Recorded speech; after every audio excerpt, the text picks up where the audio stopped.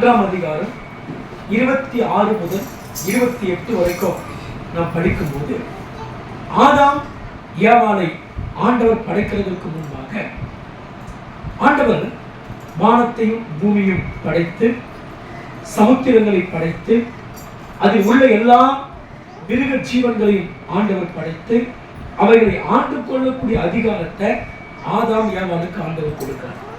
செய்தியுடைய தலைப்பு என்னன்னா, இழந்து போகாதே என்ற தலைப்பில் தான் நாம் கர்த்தருடைய வார்த்தையை நாம் கேட்க இருக்கிறோம்.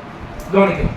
இந்த உலகத்தில் ஆசீர்வாதம் அப்படின்னா மக்கள் எதை ஆசீர்வாதமாய் நினைக்கிறாங்க அப்படின்னு சொன்னா, பணம், பொருள், ஆஸ்தி.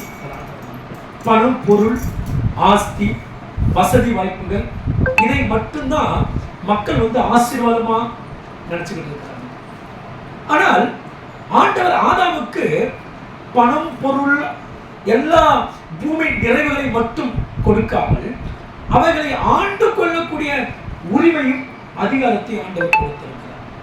அப்படியானால் இந்த உலகத்தில் ஆசீர்வாதம் என்று சொல்லும் போது கடவுளுடைய அங்கீகாரம், நீ தேவ மனுஷன், நீ கர்த்தருடைய பிள்ளை, இதை நீ ஆண்டு கொள் என்ற பொறுப்பு, அந்த அதிகாரம், அந்த அங்கீகாரத்தை கடவுள் ஒரு மனிதனுக்கு கொடுக்கிறார்னா அதுவே உலகத்துல மிகப்பெரிய ஆசீர்வாதம். நிறைய பேர் பணத்தையும் அழிந்து போகக்கூடியதை மட்டுமே ஆசீர்வாதமாக நினைக்கிறார்கள். ஆண்டவர் எல்லாவற்றையும் படைத்த பின்பு ஆதாமிடத்தில் ஆண்டவர் சொன்னார், எல்லாவற்றையும் நீங்கள் என்ன பண்ணுங்க, நீங்கள் ஆண்டு கொள்ளுங்கள்.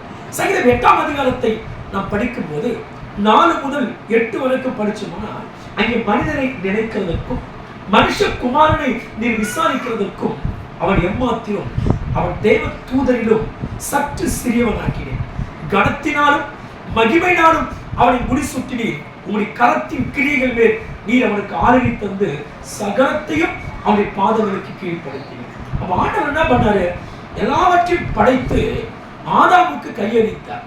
இது எல்லாவற்றையும் நீ ஆண்டுகொள், நீ ஆட்சி செய் என்று சொல்லி சொன்னார். ஆதாம் எவைகள் எல்லாம் ஆளுகை செய்தார் அப்படின்னு சொன்னா, கவனிங்க, பூமியில் இருக்கிற எல்லா மிருகங்கள் மேலும் ஆதாமுக்கு ஆண்டவர் ஆளுகை தந்திருந்தார். எல்லா மிருகங்களுக்கும் ஒரு பேர் வைக்கிறார். அந்த ஞானத்தை கர்த்தர் தந்திருந்தார். யோசித்து பாருங்க, ஒரு மிருகத்துக்கு பேர் வைக்கிறது பெரிய விஷயம். ஏன்னா அது சுபாவத்தை அறிந்து, அதன் தன்மையை அறிந்து அதற்கு பெயர் வைக்க வேண்டும். எவ்வளவு மிருகங்கள் படைக்கப்பட்டிருந்ததோ எல்லாவற்றுக்கும் ஒரு பேரை ஆபிரகாம் என்ன பண்றாரு, சரி ஆதாம் எல்லாவற்றுக்கும் பெயர் வைக்கிறார். எல்லாவற்றுக்கும் பெயர் வைக்கக்கூடிய அந்த ஞானத்தை ஆண்டவர் ஆதாமுக்கு கொடுத்தார். அப்போ பூமியில் உள்ள எல்லா மிருகங்கள் மேலும் ஆதாம் ஆளுகை செய்தார். அடுத்தது வானத்தில் உள்ள பறவைகள் எல்லாவற்றின் நட்சத்திரங்கள் எல்லாவற்றின் மீதும் ஆதாமுக்கு அதிகாரத்தை கொடுத்தார். சமுத்திரத்து மச்சங்கள், சிங்கம், புலி, காட்டு மிருகங்கள், நாட்டு மிருகங்கள், சூரியன், சந்திரன் எல்லாம் ஆதாமுடைய ஆளுகைக்கு கட்டுப்பாட்டுக்கு உட்பட்டு இருந்தது. அவை எல்லாவற்றின் மீதும் ஆதாம் அதிகாரம் செலுத்தும்படியான ஒரு சூழ்நிலைக்குள்ளதான் ஆதாமை கர்த்தர் வைத்திருந்தார். ஆனால் ஆதாமுக்கு இந்த அதிகாரத்தையும் ஆளுகையையும் கர்த்தர் கொடுப்பதற்கு முன்பாகவே இதை தேவ தூதனுக்கு ஆண்டவர் கொடுத்திருந்தார். இரண்டாவது ஆதாமுக்கு கொடுத்தார். முதலாவது எல்லாவற்றையும் ஆண்டு கொள்ளக்கூடிய அதிகாரத்தையும் ஆளுகையும் கர்த்தர் யாருக்கு கொடுத்தார்னா தேவ தூதனுக்கு கொடுத்திருந்தார், லூசிபருக்கு. லூசிபர் தான் எல்லாவற்றுக்கும் தலைமைத்துவம், அவன் தான் எல்லாவற்றுக்கும் தலைமை தாங்கி நடத்தி கொண்டிருந்தான். அப்போ ஏதேனில் இருக்கிற எல்லா ஆளுகையும் லூசிபருக்கு இருந்தது. ஆனா லூசிபர் என்ன பண்ண சொன்னா, பொறாமை நிமித்தமாக, பெருமை நிமித்தமாக, ஆண்டவருக்கு எதிராய் செய்த கலகத்தின் நிமித்தமாக லூசிபர் என்ன பண்ண சொன்னா, தனக்கு இருந்த எல்லா ஆளுகைய அதிகாரத்தை லூசிபர் இழந்து விட்டார். எந்த இடத்தை, எந்த பொசிஷனை லூசிபர் இழந்தானோ அதே இடத்துக்கு ஆதாமை ஆண்டவர் கொண்டு வந்து அவனுக்கு உண்டான அதிகாரத்தையும் ஆளுகையும் நீ ஆளுகை செய் என்று சொல்லி ஆண்டவர் ஆதாம் ஏவாளுக்கு அதை கையளித்தார்.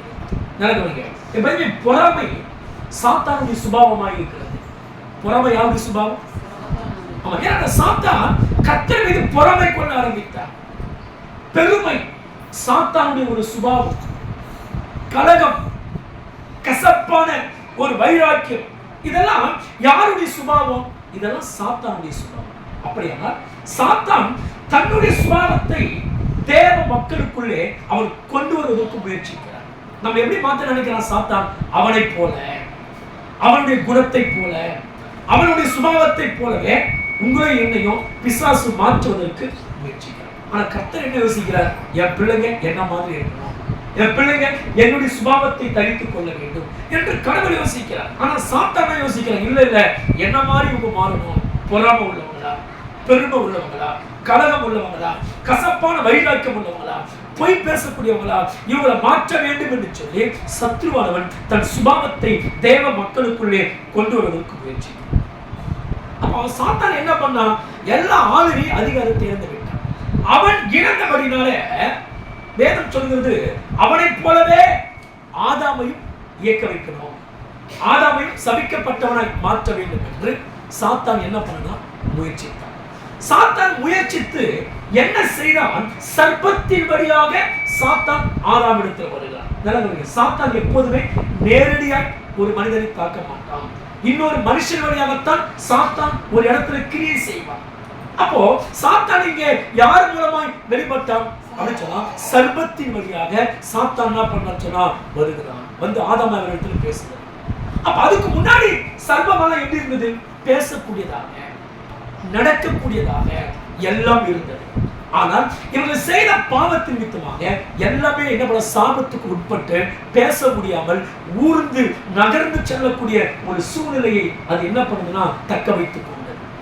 அப்ப பாவத்துக்கு முன்னாடி எல்லா மிருகங்களும் பேசினது, எல்லா மிருகங்களும் நடந்தது. அதான் பைபிள் சொல்லுது, எல்லாம் அந்த கர்த்தருடைய நாளுக்காக கர்ப்ப வேதனை பற்றி காத்துக் கொண்டிருக்கிறார்கள். கவனிக்கணும். அப்ப என்ன? சாத்தான் ஸ்தோத்திரிக்கிற சர்ப்பத்தின் வழியாக வருகிறான். அப்போ சாத்தானுடைய தாக்குதல் எப்படி இருக்கும்? நேரடியாக இல்ல, மறைமுகமாய் வந்து தாக்குவான். இன்னொரு நபர் வழியாக நம்மளை தாக்குவான். வேதத்துல பேதுரு பாருங்க, இயேசுவுக்கு சாத்தான் யார் வழியாக வருகிறான்? பேதுரு வழியாக வருகிறான். நீங்க மத்தேயு 16ஆம் அதிகாரத்துல படிக்க போனீங்கன்னா 22, 23 வசனங்களை படிக்க போனீங்கன்னா அப்போ பேதுரு இயேசுவை தனியாக கூட்டிக் கொண்டு போகிறார். இயேசு ஒரு காரியத்தை சொல்லியிருப்பார், இன்னும் 3 நாளுக்குள்ள மனுஷகுமாரன் பாடுபட போகிறார் அந்த விஷயத்தை சொல்லும் போது சாத்தான் கவனிங்க, பேதுரு உள்ளத்துல நுழைஞ்சபடினால இப்ப பேதுரு தனியா கூட்டிட்டு போறான். இயேசுவை கூட்டிட்டு போட்டு இயேசுவை கடிந்து கொள்ள தொடங்கினான். இயேசு பின்னாடி பார்த்து சொல்றார், பேதுரு பார்த்து சொல்ற, எனக்கு பின்னாக போ சாத்தானே, தேவனை கேட்டதை சிந்திக்காமல் மனுஷனை கேட்டதை சிந்திக்கிறாயா? அப்ப சாத்தான் ஒருத்தர் வழியாய் வரும்போது நமக்கு தவறான ஆலோசனை கற்றுக் கொடுப்பான். நீங்கள் செய்ய வேண்டியதை செய்ய விடாதபடிக்கு உங்களை தடுப்பான். நீங்க செய்யணும்னு நினைச்சிட்டு இருப்பீங்க, அப்படி செய்யக்கூடாதுன்னு சொல்லி மற்ற வழியா உங்களுக்கு தடைகளை கொண்டு வருவான் சாத்தான். நீங்க ஊழியம் செய்யணும்னு நினைப்பீங்க, கர்த்தருக்கு சித்தமானதை செய்யணும்னு நினைப்பீங்க, ஆனா சாத்தான் என்ன பண்ணுவான்? இன்னொருத்தர் வழியாக வந்து இதை நீ செய்யாத, இதை ஏன் செய்யற அப்படின்னு சொல்லி இன்னொரு மூலமாக நமக்கு தடைகளை கொண்டு வருவான். அப்ப பாருங்க, பேதுரு வழியாக சாத்தான் வந்தான். அடுத்தது லூக்கா 22:3 நீங்கள் படிக்கும் போது யூதாஸ் வழியாக சாத்தான் வருகிறான். என்ன வேதம் சொல்லுது? சாத்தான் யூதாசுக்குள்ளே புகுந்தான். யாருக்குள்ள புகுந்தான்? யூதாசுக்குள்ள. அப்ப யூதாசுக்குள்ள சாத்தான் புகுந்த போது அவனுக்கு கேரக்டர்ல வித்தியாசமா மாறுது. இதுவரைக்கும் நண்பனாய் இருந்தவன் இப்போது எதிரியாய் மாறுகிறான். இதுவரைக்கும் இயேசுவின் பின்னே போனவன் இப்போ தனித்து போய் இயேசு என்ன பண்ண சொன்னா, இந்த மனுஷன் தான் பிடிச்சுக்கோ என்று சொல்லி இயேசுவை காட்டி கொடுக்கிறார். அப்போ சாத்தான் எப்போதுமே நேரடியாய் வருவதில்லை, ஒரு மனிதன் வழியாக வருகிறார். உங்கள் கணவனா இருக்கலாம், உங்கள் மனைவியா இருக்கலாம், உங்கள் பிள்ளைகளா இருக்கலாம், யாரோ ஒருத்தர் வழியாக வந்து சத்தியத்துக்கு மாறாக, தேவ சித்தத்துக்கு மாறாக, முன்னேற்றத்திற்கு மாறாக சத்ருவான் தடுக்கிற ஆலோசனைகளை நமக்கு கொடுப்பான். சில நேரத்தில் நம்முடைய பெருமை வழியாக கூட சாத்தான் வருவார். நீங்கள் 1 நாளாகமம் 21:1 படிக்க போனால் ஜனங்களை ஏவி விடும்படி, அந்த ஜனங்களை எண்ணும்படி சாத்தான் தாவீதின் இருதயத்தை ஏவினான் என்று சொல்லப்பட்டது. அப்போ நமக்குள்ள இருக்கிற பெருமை வழியாக சாத்தான் எட்டி பார்ப்பான். கத்தோலிக்க பிள்ளைங்க பெருமைக்கு நாம் இடம் கொடுக்க கூடாது. நமக்குள்ள எதை குறித்தும் ஒரு பெருமை நமக்குள் வரக்கூடாது. எரிச்சல் வழியாக பாருங்க, சவுலுக்குள் இருந்த எரிச்சல் வழியாக சாத்தான் வெளிப்பட ஆரம்பித்தான். கத்தோலிக்க பிள்ளைங்க வேதத்தில் சூரியன் அஸ்தமிக்கிறதற்குள்ளாக உங்கள் கோபமும் எரிச்சலும் தனித்து போக வேண்டும் என்று வேதம் சொல்கிறது. அப்போ ஏன் எரிச்சலின் வழியாக சாத்தான் வெளிப்பட ஆரம்பிப்பான்? ஆனால் கத்தோலிக்க பிள்ளைங்க எப்போதுமே எரிச்சலுக்கு நாம் இடம் கொடுக்க கூடாது. பைபிள் சொல்லுது, போத்திபாருடைய மனைவி வழியாக யோசேப்பை வஞ்சிக்க சாத்தான் வந்தான். பைபிள்ல பாவம் என்றாலே சாத்தான் என்றுதான் அர்த்தம். என்ன அர்த்தம்? வேதம் சொல்லு, காயினை பார்த்து ஆண்டவர் சொல்கிறார், நீ நன்மை செய்தால் உனக்கு மேன்மை இல்லையோ, பாவம் உன் வீட்டு வாசற்படியில என்ன பண்ணிருக்கும்? எப்படி பாவம் படுத்திருக்கும்? பாவத்துக்கு என்ன உருவம் உண்டு? பாவத்துக்கு கை கால் இருக்குதா? இல்ல. அப்ப பாவம் என்பது என்ன? பாவம் என்பது சாத்தானு கிடையாது. அப்போ நம்ம நன்மை செய்தால் மேன்மை இல்லை, பாவம் உன் வீட்டு வாசல் படியில் படுத்திருக்குன்னு சொன்னா பேய் உன் வாசல்ல படுத்திருக்குன்னு அர்த்தம். நேர்படி வாசல்ல பேய் தான் படுத்துக்கிட்டு, நேர்படி வீட்டுக்குள்ள பேய் படுத்துக்கிட்டு இருக்குது. கவனிங்க, அப்ப பைபிள் சொல்லு, சாத்தான் அப்படி நம்ம வீட்டு வாசலிலே அவன் இருப்பான்னு சொன்னால் நம்ம எந்த நன்மை செய்தாலும் நமக்கு மேன்மை அடைய முடியாது. அப்ப பாவம் என்றாலே சாத்தானையும் பிசாசையும் தான் குறிக்கிறது. சரி, கவனிங்க, அப்ப இப்பேற்பட்ட இந்த ஆளுகைய அதிகாரத்தை ஆதாம் எல்லாவற்றையும் இழந்து விட்டான். அடுத்தது ஆதாம் எதையெல்லாம் இழந்தான்? தேவ சாயலை இழந்தான். எதை இழந்தான்? ஆண்டவர் தன்னை போலவே ஆதாமை கர்த்தர் படைத்திருந்தார். தன்னுடைய குணத்தை போல, தன்னுடைய அன்பை போல, தனக்குள் இருக்கிற சாந்தத்தை போல, தன்னுடைய நற்குணங்களை போல, தன்னுடைய சுபாவங்களை போலவே ஆதாமை ஆண்டவர் படைத்திருந்தார். ஆதாமை பார்க்கும் போது கர்த்தரை பார்க்கலாம், அப்படித்தான் ஆண்டவர் படைத்திருந்தார். கவனிக்கிறோம், லூசிபரை படைக்கும் போது, ஒரு தேவ தூதனை படைக்கும் போது ஆண்டவர் தமது சாயலாக படைக்கவில்லை. அவனை காற்றாக, அக்கினி ஜுவாலைகளாக ஆண்டவர் தூதர்களை படைத்தார். ஆனால் மனிதனை படைக்கும் போதுதான் வேதம் சொல்லி தம்முடைய சாயலாகவும் தம்முடைய ரூபத்தின்படியும் மனுஷனை உண்டாக்குவோமாக என்று சொல்லி தமது சாயலாக படைத்தார். அப்போ இவ்வளவு பெரிய மேலான சாக்கியத்தை மனிதனை ஆண்டவர் படைத்திருந்தார். ஆனால் இது எல்லா சாயலையும் என்ன பண்ணா? கொஞ்ச காலம் மாத்திரம் பயன்படுத்திட்டு பிறகு அந்த தேவ சாயலை அவர் இழந்து விட்டார். அப்ப கர்த்தருடைய பிள்ளைங்க, நமக்குள்ளே கர்த்தருடைய ஆவியானவர் உருவாக்குகிற அந்த சாயலை நாம் இழந்து விடக்கூடாது. ஒருத்தர் அன்பை இழந்தால் அவன் தேவ சாயலை இழந்தான் என்றார். ஒருத்தர் நல்ல குணங்களை இழந்து விட்டால் தேவ சாயலை அவன் இழந்து விட்டான் என்று பொருள். நீதியை இழந்து விட்டால், பரிசுத்தத்தை இழந்து விட்டால் ஒருவன் தேவ சாயலை இழந்து விட்டான் என்று பொருள். அப்ப கர்த்தருடைய பிள்ளைங்க, நாம் ஒரு நாளும் தேவ சாயலை நாம் இழந்து விடக்கூடாது. அடுத்தது ஆதாம் இழந்தது தேவ சமூகத்தை இழந்தான். எதை இழந்தான்? சொல்லுங்க, எதை இழந்தான்? ஏதேன் தோட்டத்தில் ஆதாம் யாவாலும் தினமும் தேவ சமூகத்துல தேவனை ஆராதித்துக் கொண்டிருந்தார். பகலில் குளிர்ச்சியான வேலையில 3 to 4 ஈவினிங்ல ஆண்டு வந்து ஒரு மரத்தடியில ஆண்டு உலாவும் போது அந்த பிரசனத்தை இவர்கள் உணர்ந்தார்கள். ஆனா அப்பேற்பட்டவங்க இவர்கள் பாவம் செய்த போது என்ன பண்ணாங்கன்னு சொன்னா அந்த சத்தத்தை இவங்களால உணர முடியாமல் இவர்கள் தேவ சத்தத்தை கேட்கிற ஒரு பாக்கியத்தை நம்ம இழந்து விடக்கூடாது. தேவ சத்தத்தை இப்ப பிரசங்கத்துல நீங்க கேட்டுக்கிட்டு இருக்கிறீங்க, சொப்பனத்துல கேட்பீங்க, நீங்க பைபிள் படிக்கும் போது தேவ சத்தத்தை கேட்பீங்க. அப்ப தேவனுடைய சத்தம் எந்த வழியில வந்தாலும் அப்படி கேட்கிற அனுபவத்தை நாம் இழந்து விடுவோமானால் நம்ம பரிதபிக்கப்பட்டவர்களாய் மாறுவீர்கள். சவுல் தேவ சத்தத்தை இழந்து விட்டார். சமஸ்த இஸ்ரவேலுக்கு ராஜாவாக இருந்த சவுல் தேவ சத்தத்தை கேட்கிற அந்த சாக்கியத்தை அவன் இழந்தபடியால் பிரச்சனைக்கு என்ன தீர்வு என்று தெரியாம குரு சொல்லுகிற பெண்ணை அவன் தேடி போகிறான். அப்ப கர்த்தருடைய பிள்ளைங்க, தேவனுடைய சத்தத்தை ஆதாம் ஏவாள் கேட்கிற வாக்கியத்தை இழந்து போல அந்த சத்தத்தை நீங்கள் நானும் இழந்து விடக்கூடாது. ஒரு பிரசங்கத்தை கேட்கிறீங்கன்னு சொன்னா அதுல தேவ சத்தம் நோக்கி வரும், இதயத்தை நோக்கி வரும். அந்த சத்தத்தை நீங்கள் உணரணும். அந்த சத்தத்தை நீங்கள் இழந்து விட, அந்த சத்தத்தை உணர்கிற உணர்வு இல்லைன்னா நம்ம வளர்ச்சி அடைய முடியாது. எத்தனை பேர் தேவ சத்தம் கேட்குதுங்க? நான் சொல்றது மைக்கில் பேச சொல்றேன். நான் பிரசங்கிக்கும் போது ஆண்டவர் அந்த சத்தத்தின் மூலம் உங்க ஆற்றல் தொடுவார். அந்த சத்தத்தின் மூலமாய் உங்களுக்குள்ள ஒரு உணர்வை கொடுப்பார். அந்த சத்தத்தின் மூலமாய் உங்க இதயத்துக்குள்ள ஏதோ ஒரு மாற்றத்தை உருவாக்குவார். அதுதான் தேவ சத்தம். அந்த சத்தத்தை கேட்கிற பாக்கியம் நமக்கு இல்லாம போனா வாழ்க்கையில நம்ம அந்தோ பரிதாபம். உலகத்துல எதை வேணுமாலும் இழக்கலாம் ஒரு மனிதன், ஆனால் தேவனுடைய சமூகத்தை ஒரு நாள் ஒரு மனிதன் இழக்கக்கூடாது. ஆதாம் தேவ சத்தத்தை இழந்தான், அதே நேரத்துல தேவ சமூகத்தை இழந்தான். தேவ சமூகம் என்றால் என்ன? ஆண்டவர் நாம சந்திக்க இழந்தாங்க தேவ சமூகம். நீங்க முழங்கால்படி ஜெபிக்கும் போது ஆண்டவர் நமக்கு முன்பாக இருக்கிறார், அதுதான் தேவ சமூகம். அப்ப இந்த சமூகத்தை நாம் ஒரு நாளும் வாழ்க்கையில் இழந்து விடக்கூடாது. ஆதாம் அதை இழந்து விட்டான். அந்த சமூகத்தை இழந்த உடனே அவனுக்குள்ளே ஒரு தோல்வி பயம் வந்து விட்டது, ஒரு நடுக்கம் வந்து விட்டது. எவன தேவ சமூகத்தை இழக்கிறவன் வாழ்க்கையில் எதை செய்தாலும் அவனுக்கு முன்னேற்றம் கிடைக்காது, அது சாபமாய் மாறும். எதை செய்தாலும் அது தோல்வியால் போய் முடியும். ஆனால் கர்த்தருடைய பிள்ளைங்க தேவ சமூகத்தையும் தேவ சத்தத்தையும் நம்ம ஒரு நாள் என்ன பண்ணணும்னா இழந்து விடக்கூடாது. முந்தின ஆதாம் ஆளுகை இழந்தான், தேவ சாயலை இழந்தான், ஏதேன் தோட்டத்தை இழந்தான், ஏதேன் தோட்டத்தில் இருந்த ஜீவ நதியை அவன் இழந்தான், ஏதேன் தோட்டத்தில் இருக்கிற அத்தனை நன்மைகளை இழந்தான். ஆனால் முந்தின ஆதாம் எல்லாவற்றையும் இழந்தாலும் பிந்தின ஆதாம் ஆகிய இரண்டாம் ஸ்தோத்திரிக்கு ஆதாம் ஆகிய இயேசு கிறிஸ்து இந்த உலகத்துல வந்து ஆதாம் எழுந்து போன எல்லாம் அந்த வயசு மனுஷகுமாரன் எழுந்து போனது தேடணும். ரட்சிக்கவே மனுஷகுமாரன் உலகத்திலே வந்தார் என்று சொல்லுகிறபடி ஆதாம் எழுந்து போன எல்லாவற்றையும் ஆண்டவர் தமது பாடுகிறார், தமது மரணங்களால் சிலுவையை வெற்றிச்சிருந்து அதை மீண்டுமாக எடுத்து சபைக்கு அதை கையளித்திருக்கிறார். அதான் நமக்கு அதிகாரம் இருக்கிறது. வானத்திலே நமக்கு அதிகாரத்தை கொடுத்திருக்கிறது, இயற்கை மேல் நமக்கு அதிகாரம் இருக்கிறது, வியாதிகள் மேல் உங்களுக்கு எனக்கும் அதிகாரம் இருக்கிறது, மரணத்தின் மேல் உங்களுக்கு எனக்கும் அதிகாரம் இருக்கிறது. அந்த அதிகாரம் எனக்கு உண்டு, அந்த ஆளுகை எனக்கு உண்டு என்ற உணர்வு நமக்குள் இருக்க வேண்டும். எதில் கவனிக்கிறீங்க? அடுத்தது வாழ்க்கையை இழந்தார்கள்.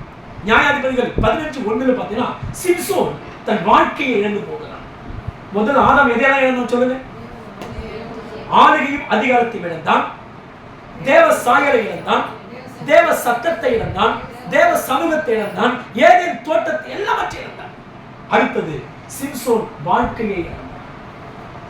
ஆதி காலத்துல யூதருக்கு கல்யாணம் என்பது 2 வகை. ஒன்று நிச்சயதார்த்தம் என்பது பாதி கல்யாணம். நிச்சயதார்த்தம் பண்ணின பின்பு திருமணம் செய்து கொள்வது முழு கல்யாணம். இப்போ பெலிஸ்திய பெண் நிச்சயம் பண்ணப்பட்டிருக்கிறார் அப்படினால் திருமணம் பாதி திருமணம் முடிந்தது. ஆனால் தன் மனைவியோடு கூட என்ன பண்ண முடியும் சொன்னா சிம்சோனால் வாழ முடியவில்லை.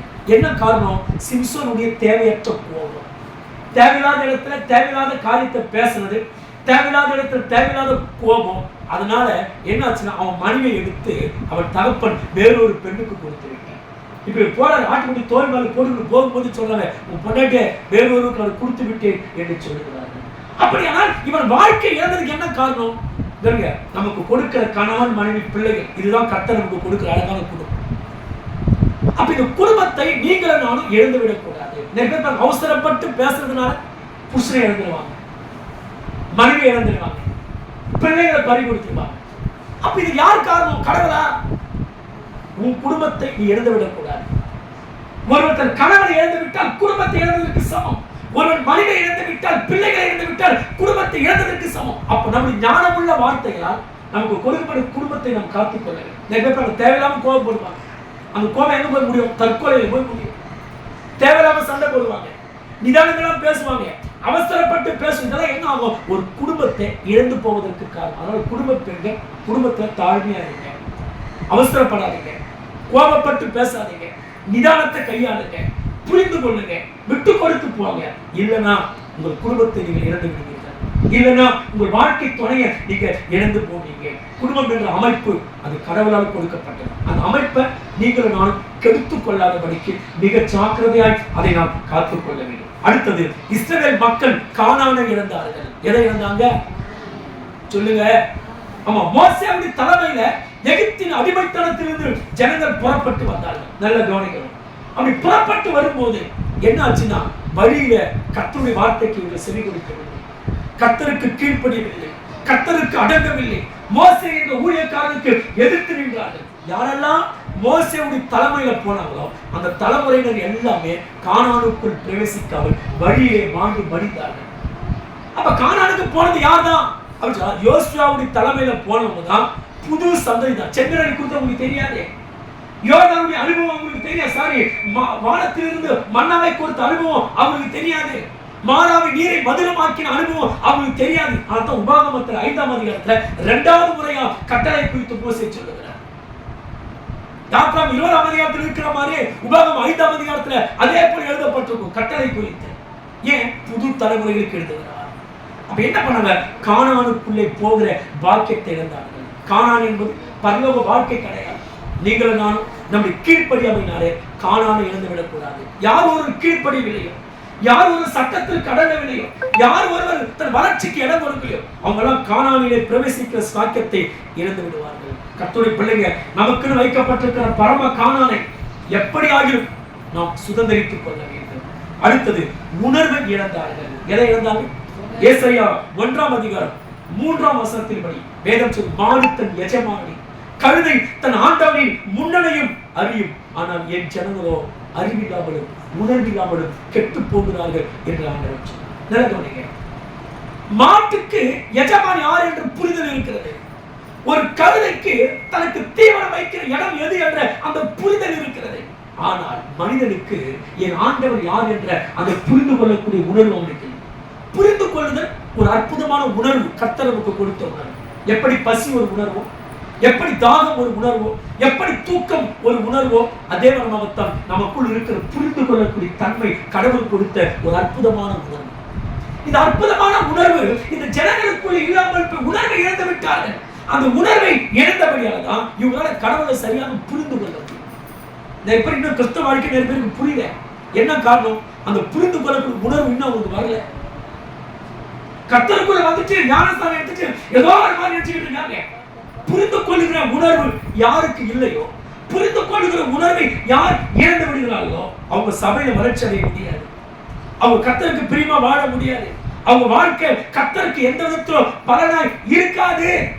அப்ப புரிந்து கொள்ளுதல் என்பது கர்த்தர் கொடுக்கிற ஒரு அற்புதமான உணர்வு. என்னதுங்க? இந்த புரிந்து கொள்ளுகிற இந்த உணர்வு நமக்கு இல்லைன்னா ஒரு மனுஷன் பின்மாற்றத்துக்கு போய்விடுவார். ஒரு மனுஷன் ஆவிக்குரிய வாழ்க்கையில முன்னேறி போக முடியாது. கர்த்தருக்குள்ள பலப்பட முடியாது. ஏன்? அவனுக்கு புரிந்து கொள்ளக்கூடிய தன்மையே இல்லை. ஆதி காலத்தில் இயேசுவோடு இந்த சீசர்களுக்கு புரிந்து கொள்ளக்கூடிய தன்மையே இல்லை பாருங்க. அதை இயேசு மந்த புத்தி உள்ளவர்களே, எவ்வளவு புரிஞ்சிக்க மாட்டேன்றீங்க. அதான் பவுல் தெரிந்த புத்தி உள்ளவர்களா இருக்கு. இவர் ஒரு காலத்தில் தெரிந்த புத்தி இவருக்கு கிடையாது. ஆனா இப்போ எழுதுறாரு நிருபத்தை எழுதும்போது நீங்க தெரிந்த புத்தி உள்ளவர்களா இருக்கிறீர்கள். அப்ப புரிந்து கொள்ளுதல் வராத வரைக்கும் கர்த்தர் யார், கிறிஸ்தவ வாழ்க்கைனா என்ன, ஏன் ஆலயத்துக்கு வந்தோம், ஏன் கடவுள் நம்மை ரட்சித்தார், நான் யாரு, கடவுள் யாரு, இந்த புரிந்து கொள்ளுதல் ஒரு விசுவாசிக்கு வராத வரைக்கும் அந்த விசுவாசி எந்த வகையிலுமே கனி கொடுக்காது, எந்த வகையிலுமே பிரயோஜனமா இருக்காது. சீசன் வாழ்க்கை பாருங்க, கர்த்தரை புரிதல் வராத வரைக்கும் அவங்களால சரியான வாழ்க்கை வாழ முடியாது. அப்ப புரிந்து கொள்ளுதல் என்ற உணர்வை நாம் ஒரு நாளும் இழந்துவிடக் கூடாது.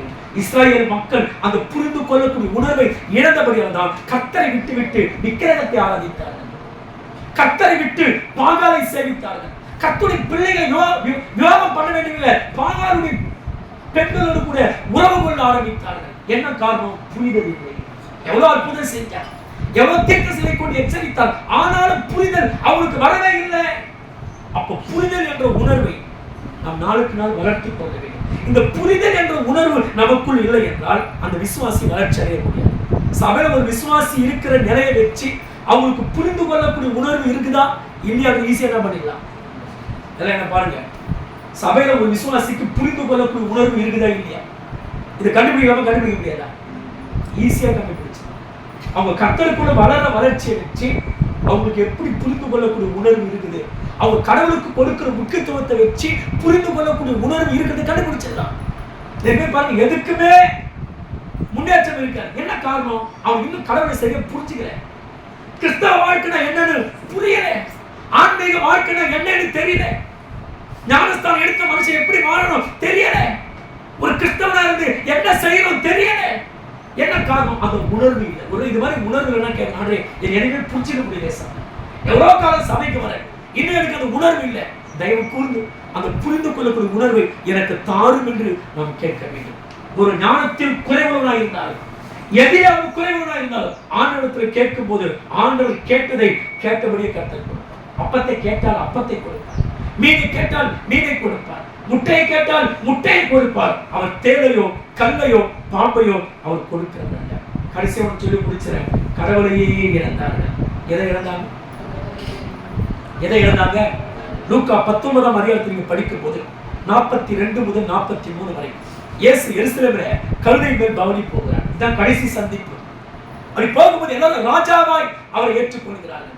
அப்ப இயேசு கழுதை மேல் போகும்போது சொன்னார், எருசலேமே எருசலேமே, உன்னை சந்திக்கும் காலத்தை நீ அலட்சியம் செய்தபடினால, உன்னை சந்திக்கிற காலத்தை நீ ஏற்றுக்கொள்ளாமல் போனபடினாலே நீ முற்றுகையிடப்பட்டு நீ சொத்துக்கு சிதறடிக்கப்படுவாய் என்பது போல் ஆண்டவர் சில வார்த்தைகளை சொல்லுகிறார். என்ன கவனிங்க, வேதம் சொல்லி 1 தீமோத்தேயு 6ஆம் அதிகாரத்துல கடவுள் காணக்கூடாதவர், அவரை கண்டவர் ஒருவன் உயிரோடு இருந்ததில்லை. அவர் சேரக்கூடாத ஒளியிலே வசிக்கக்கூடியவர், சோதிகளின் பிதா, ஒளிக்கு மத்தியிலே வாழக்கூடியவர். அப்பேற்பட்ட காணக்கூடாத கடவுள் இயேசு என்ற பேரில் இந்த உலகத்துல காணக்கூடியவராய் உலகத்தில் வெளிப்பட்டார். அப்ப இயேசு உலகத்துல பிறந்தார்னா கடவுளே வந்து மக்கள் மத்தியில் வாழ்ந்தார் அர்த்தம். யூத மக்கள் மத்தியில் இயேசு இருந்தார்னா கடவுளே வந்து யூத மக்கள் மத்தியில் இருந்தார் அர்த்தம். நல்ல கவனிங்க. இயேசு அந்த யூத மக்களோடு கூட நடந்தார். அப்ப என்ன அர்த்தம் சொல்லுங்க? கடவுள் யூத மக்கள் மத்தியில் நடந்தார், அவங்களோடு கூட பேசினார். அப்ப என்ன அர்த்தம்? கடவுள் அவங்களோடு கூட பேசினார், அவங்களோடு கூட பழகினார். என்ன அர்த்தம்? கடவுள் இயேசுவாக வந்து இந்த உலகத்திலே பழகினார், அநேக வியாதியஸ்தரை தொட்டார். அப்படின்னு என்ன அர்த்தம்? கடவுள் இயேசுவாக இந்த உலகத்தை வந்து தொட்டார், அநேகருக்கு சுகம் அளித்தார். கடவுள் இயேசு என்ற உருவத்திலே பேர்ல வந்து அநேகருக்கு சுகம் அளித்தார், அநேகரோடு பேசினார், அநேகரோடு உரையாடினார், அநேகரோடு விவாதம் செய்தார். இவ்வளவும் செய்து கூட யாரும் அவரை கடவுளாகவே காணவில்லை. கடவுளாக இயேசு சொல்றாரு, உன்னை சந்திக்கும் காலத்தை இழந்து விட்டார், உன் நிலைமை மோசமா இருக்கிறார். ஏன் அதுக்கு முன்னாடி போய் இருக்கிறார்? ஏன் இயேசு ஒரு குற்றவாளியாகத்தான் பார்த்தார். பிளாத்துக்கு முன்னாடி போய் இயேசு விசாரணைக்கு நின்றார். ஆனா பிளாத்து இயேசுவை ஒரு சாதாரண மனிதனாய் பார்த்தார். சகோதரன் சங்கத்தில் போய் இயேசு நிற்கிறார், அங்க இயேசுவை ஒரு தச்சரவை மகனாய் பார்க்கிறார்கள்.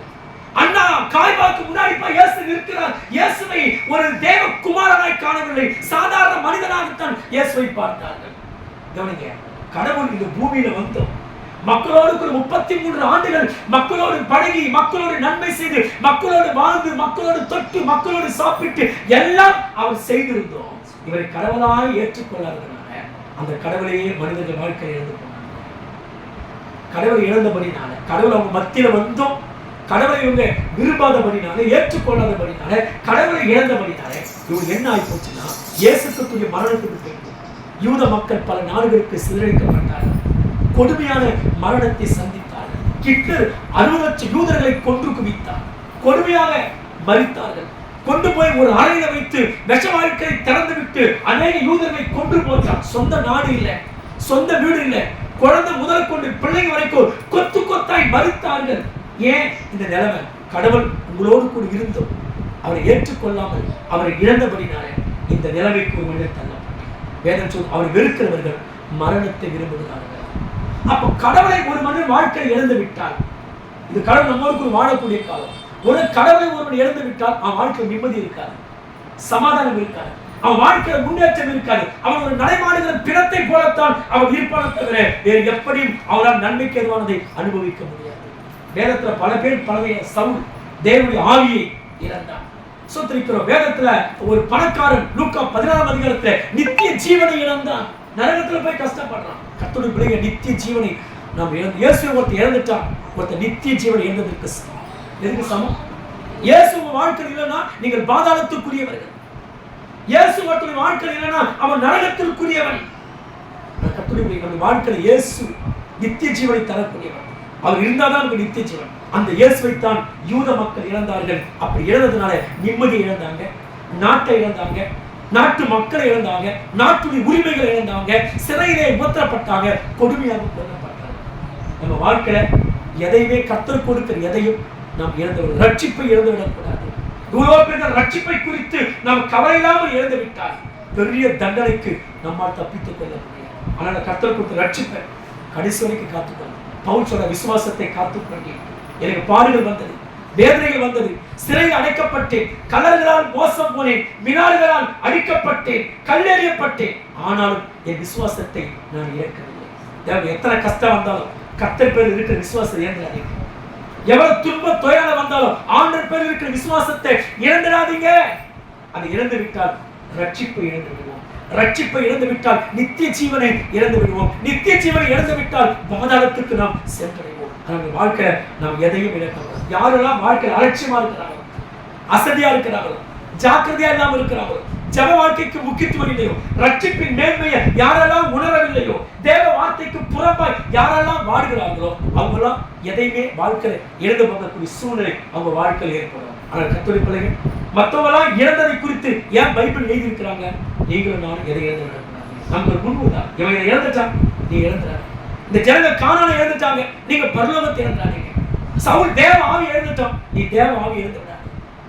இவன் நித்திய ஜீவன் இழந்தான், நீ இழந்துடாதே.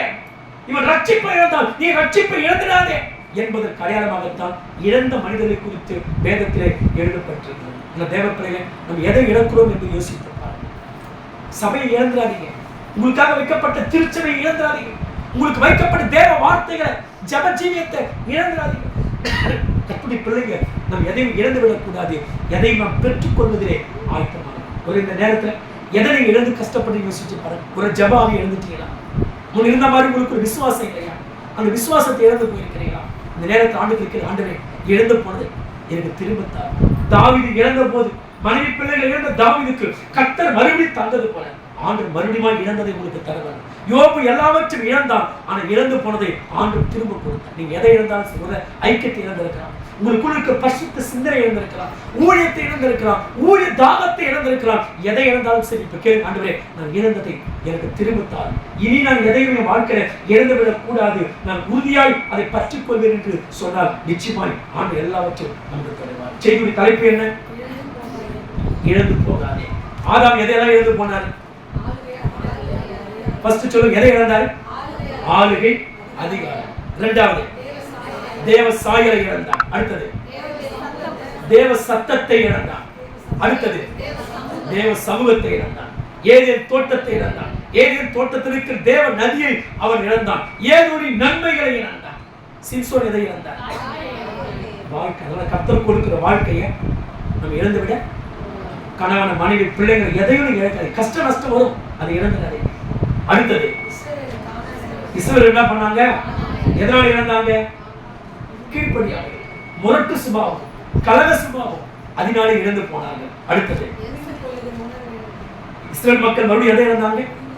புரிந்து கொள்ளக்கூடிய உணர்வு இழந்தாங்க. மாட்டுக்கு கூட புரிதல் இருந்தது, கழுதைக்கு புரிதல் இருந்தது. ஆனா இந்த ஜனங்களுக்கோ அது புரிந்து கொள்ளக்கூடிய உணர்வை இழந்துக்கிறார். அப்ப புரிந்து கொள்ளக்கூடிய உணர்வு இல்லாதவன் கடவுளுக்கு நெருக்கமா வருவேன். ஒருத்தர் கடவுள் நெருங்கலனால அவனுக்கு இன்னும் புரிஞ்சுக்கிற தன்மை இல்லைன்னு அர்த்தம். உங்க வீட்டால் யோசிச்சு பாருங்க, உங்களுக்கு புருஷன்மார்ல யோசிச்சு பாருங்க, ஏன் தூரமா இருக்கிறாங்க? இன்னும் புரிதல் உங்களுக்கு வரல. உங்க பிள்ளைகளை நினைச்சு பாருங்க, இன்னும் புரிதல் உங்களுக்கு வரல. கடவுள் யார் என்ற புரிதல் வரல. தேவனை அறிகிற அறிவு இன்னும் அவங்களுக்கு வரல. அதான் தூரம். ஒருத்த கடவுளை புரிந்து கொண்டால் ஒரு தூரமா இருக்க முடியாது. தூரமா இருக்க. அப்புறம் வேற என்ன இழந்தாங்க? சவுல் தேவ ஆவியை இழந்தான். அப்புறம் கடைசியா எதை இழந்தாங்க? இஸ்ரவேல் மக்கள் கடவுள் அவரோடு வாழ்ந்து பழகி நடந்து பேசி எல்லாம் செய்தோம், வந்த கடவுளை ஏத்துக்காம தள்ளினபடினால வாழ்க்கையில அல்லல் பட்டான். அப்ப கடவுளை இழக்கிறவன் வாழ்க்கையில் என்ன பண்ணுவான்? அல்லல் படுவான், உபத்திரப்படுவான், சிறுமைப்படுவான், கஷ்டப்படுவான், இழப்புகளை சந்திப்பான், நஷ்டங்களை சந்திப்பான். அதனால வாழ்க்கை எதை இழந்தாலும் எதை இழக்கக்கூடாது? சொல்லுங்க, கர்த்தரை மட்டும் இழக்கக்கூடாது. கர்த்தர் பேரில் இருக்க விசுவாசத்தை நாம் இழந்து விடக்கூடாது.